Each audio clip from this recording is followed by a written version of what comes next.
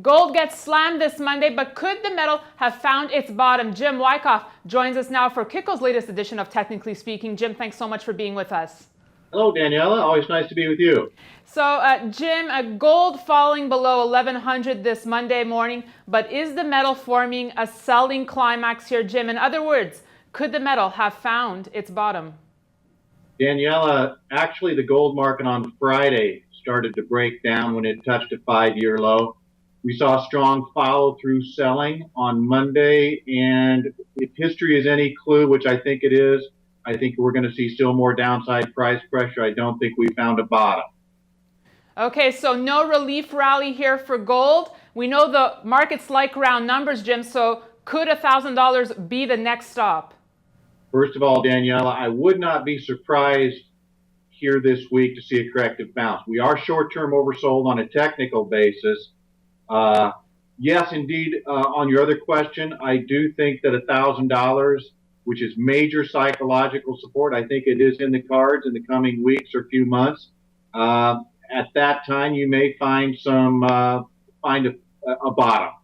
All right, well, let's look at silver now, which is holding up here, Jim. Why do you think silver was able to save itself from further losses?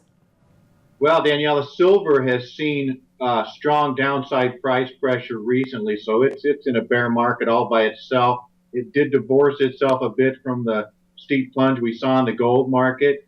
The increased risk appetite in the marketplace could be something that is supporting silver to a degree, but I still think silver is going to generally follow the gold market, and it's in a bear market just like gold is. All right, Jim, and before we get to your Wyckoff market rating, what do you tell investors in this type of situation? Well, when in doubt, get out. If if a trader is seriously underwater on a trading position, trying to wait for that market bottom is most of the time a futile cause because the pain can only get stronger.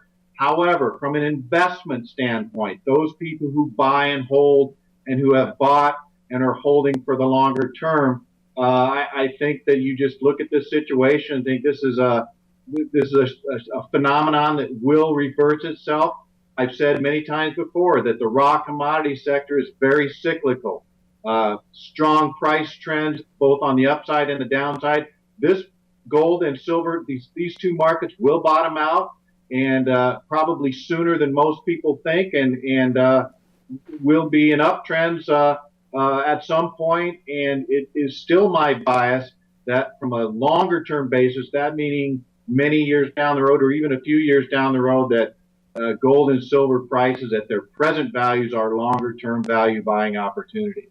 All right, Jim, on that note, let's get to your Wyckoff market rating this week. I'm sure it's not going to be pretty, but what rating are you giving gold and silver? Daniela, the Wyckoff's market ratings for both gold and silver are a 1. That is indeed the lowest rating. For August COMEX gold futures, I have overhead resistance at 1232.50. That's Monday's high. Solid support at Monday's low of 1080. Looking at September silver futures, resistance at the $15 level, support at Monday's low of 1449. All right, Jim, thanks so much for your comments this week. We'll see you next Monday. Always nice to be with you, Daniela. Bye-bye. And thanks for watching Monday's Gold Report. We'll have Frank Holmes for you later in the day. Thanks for watching.